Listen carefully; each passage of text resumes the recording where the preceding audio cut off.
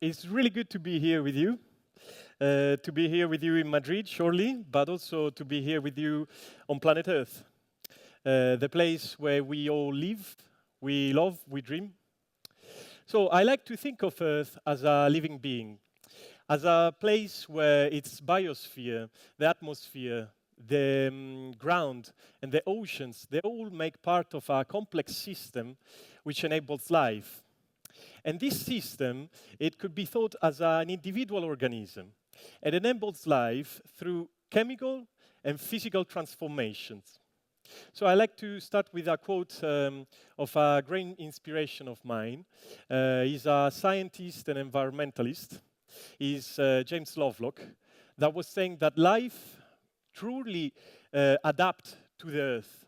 But not only, it changes earth to its own purposes. And evolution is a tightly coupled dance with life and the material environment as partners.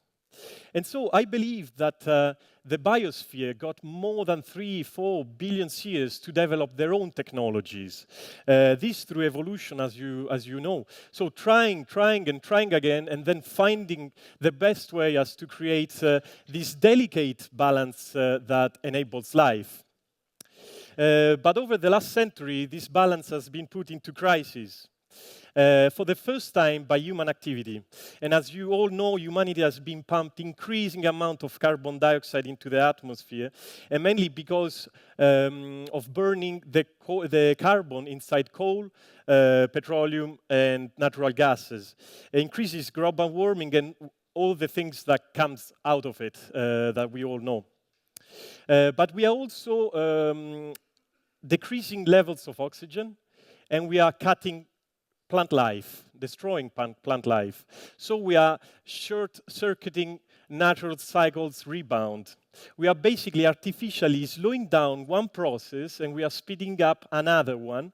So we are imposing a change in the environment, in this delicate system, and we are reverse terraforming our planet. So as a designer engineer, I'm really passionate about the present, and I'm also worried about the future. And I have a strong will to make a positive contribution to our society and to our environment. And doing so, I often get inspired by nature and by its beautiful mechanisms, which are perfectly crafted for their tasks. But 3.5 billion years ago, this planet was a hostile place. The atmosphere contained no oxygen, and it was toxic. Life was restricted to a primitive single-cell aquatic organism. But then a new organism evolved, and this new organism had an amazing ability to acquire energy from the sun and using it for his own internal activities. And this phenomena is known as photosynthesis, where all life depends upon it. And so briefly, photosynthesis is a chemical reaction which involves an organism, and what it does, absorb carbon dioxide and water, and with the help of light, transform these into oxygen and sugars, and usually happens inside chloroplast that we can find in plant cells and microorganisms. So for me, nature really got so long time to develop their own technology that us, humans, our society, could gain great outcomes from this and keep prosperously evolve, still maintaining the balance where we live into, so maintaining the environment.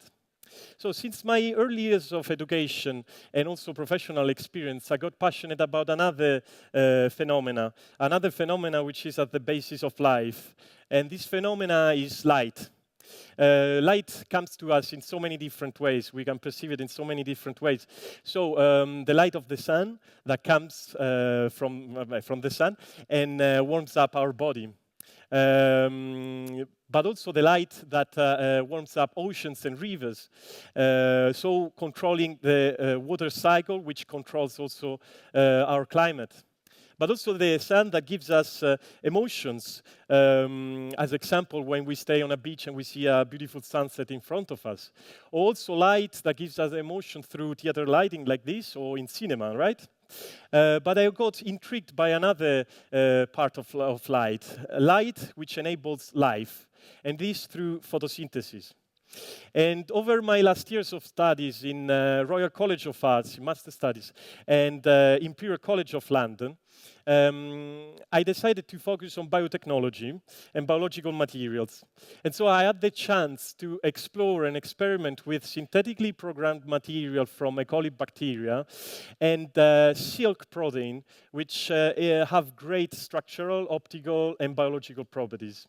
And so merging my passion with light and the natural world, I got intrigued and decided to explore and experiment the possibility to create photosynthetic materials and see how this could change the world around us. So the first outcome of this exploration path is silk leaf. And silk leaf is the first man-made photosynthetic material, which is also biological. It absorbs carbon dioxide from the atmosphere, the biggest reason of global warming, and produces oxygen, which is good for human well-being, only using water and any visible light. So basically, it is mostly composed by silk protein, which is a protein you extract from silk fibers, which have outstanding biological stabilization properties. And I could stabilize chloroplast inside the protein matrix. And I also introduced another technology in order to deliver water to this material through it to the chloroplast in order to activate the photosynthetic process. And as you could see, most of this process, involves chemical reactions and transformations, which is really similar to how we cook our food or we make our cakes. And so, yes, and I think this gave me the chance to think about it and to see how big it could be the potential for materials which could purify the air in such a low energy consuming way. And so I founded an organization working together with scientists, designers, and engineers in order to develop further and deliver these materials for their possible applications. And so basically, I can think of we can think together even, of so many different applications. We can use a material which absorb carbon dioxide and produce oxygen, where we have places where high content of CO2 and we need oxygen. So we can start to think about it. Could be also healthcare, where we have to cure some lack of oxygen diseases, or transportation, underwater, for home appliances, also for space exploration. But today I want to speak to you and to illustrate you another place, which is which I think that photosynthetic materials can make a big difference. It is the space where basically most of us live our lives, and is our peculiar habitat, which is the urban environment. And what is the situation in the urban environment now, and what would be in the future? So it's really hard to do previsions about population growth and dynamics, but the UN established that basically by 2050, we will be 70% of our population will live into urban cities. And now we are at 50%. And also says that our population is going to increase by 2.5 billion people. And now basically it's going to be 1/3 of our population now, which I think is a lot. And they also say that the mix of environmental changes with all this growth of population and urbanization could basically strain the environment, basic health, and could potentially cause a humanitarian and environmental nightmare. This is 35 years. But also, as example, New York cities had more than 52 million metric ton of CO2, into the atmosphere. And this is a great visual I like to show, which is the CO2 production a day of New York, which is 149,000 tons of CO2. And each sphere here we have one ton. But there is another problem we don't often speak about, which is the problem of oxygen. We are having problem with lack of oxygen on major impacted areas. So in nature, normally it's 21%, but on major cities, it dips to 17 to 12%. And we know that we need enough oxygen to maintain our bodily health and to maintain organisms, the cells, and everything work in a proper way. And if we don't have these quantities, our body can develop degenerative diseases like cancer. And so I think that photosynthetic materials could make a big change. And this is a sheen of what could be Hong Kong in a few years, using these materials, using silk leaf. So it doesn't only do a contribution to the environment, but it also could stimulate our future generation with new architectures in order to keep prosperously evolve our society, but still maintaining and preserving our precious ecosystem. So using silk leaf together with the ventilation system, we can absorb air from the city with CO2, we can convert it and bring it indoor where it's needed with oxygen. And so basically we can reduce carbon dioxide emissions of building dramatically. Imagine in New York, 75% of that CO2 is produced by building. And we can reduce the CO2 dramatically, but at the same time, bringing oxygen indoor where it's needed. And you may know that oxygen concentration and air purity indoor is really useful because it also increases your performances, your concentration. So you can imagine using this into schools, hospitals, libraries, offices, also your house.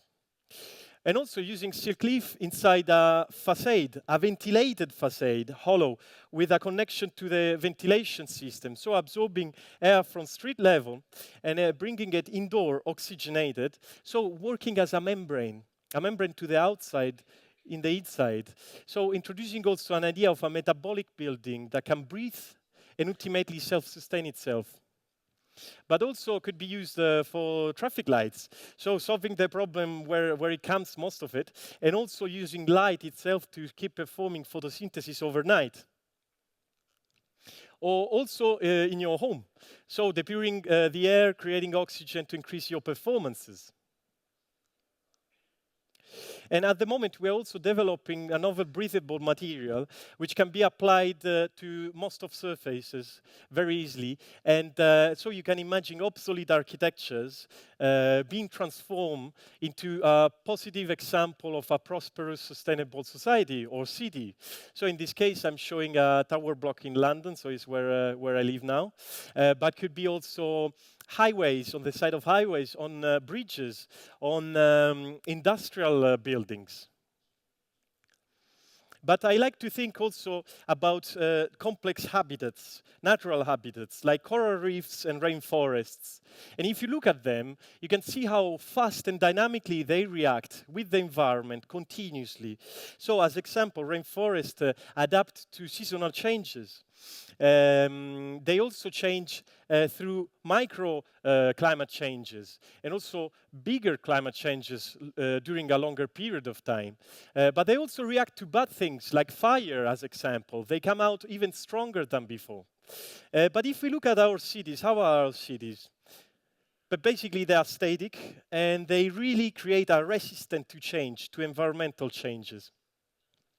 And I would like to think in a different way. I would like to think that these cities would be similar to a living organism, which reacts with the environment. And now we can see that surely reacts with the environment, but in a negative way, producing carbon dioxide, air particles, N2O, NO2, and so on, without getting resources out of it. And so I like to tell you a quote about great inspiration for me, and I'm sure you all know, or most of you, which is Buckminster Fuller, great architect and inventor, that was saying that pollution and waste is nothing else than the resources we are not harvesting, and we allow them to disperse because we have been ignorant of their value. And I really believe so. So basically, I think that introducing biological active material, reactive material, into our cities and our environment, we could finally merge the gap between the natural and the man-made. I've been invited to Venice Biennale this year to do an installation, a physical installation in response to a fine art exhibition that was raising the concerns of global warming and human activity on Earth. And so I decided to explore even more this interaction with the environment, introducing another material which will allow me to have also a physical transformation with the environment, not just chemical, which is a shape memory alloy, which is a smart material. It's a metal alloy, nickel plus titanium and other metals. That basically what it does is you can train it, and it stays. And basically, when it reaches that a certain type of temperature, it can go to that shape you trained before. So basically, you have a material that reacts to the environment physically without any need of human input of energy. And so, unifying silk leaf together with shape memory alloy, I could create a membrane, a surface, which basically could be applied, in this case, on a window, where you take the sun from outside to shade your room, but also to provide photosynthesis. And at the same time, when the heat goes to a certain level, you have silk leaf that can wrap up around, letting air passing through. So basically, you can imagine this on facades also to automatize the ventilation system, basically without the other needs of electricity. But I also got the chance to propose another application, another function. So using silk leaf as sun shaders to shade the sun. So during the day, with the heat, the shape memory alloy will heat up and open up in order to optimize the photosynthesis. But during the night, the shape memory alloy will cool down and wrap around an LED source, which surely will light up the streets, but we also keep performing photosynthesis, optimizing it at the best way. And so today I explored with you applications for the city, for the Earth, but these silk leaf and photosynthetic materials could be used also for space exploration. So it could be used as a very low energy life support system to use it maybe in biospheres, to let humans start to colonize other places. Also to be used on spaceship, where energy, space, and weight is a constraint, and so it could let us allow to breathe for longer and reach spaces and places we couldn't reach before. So today I explored with you all my passions, my work, and my beliefs. And I really believe that if we all together, we put our energies, everyone with its own and their own capabilities, I'm sure we can deliver great innovation and carbon neutral cities, and we can also enable people,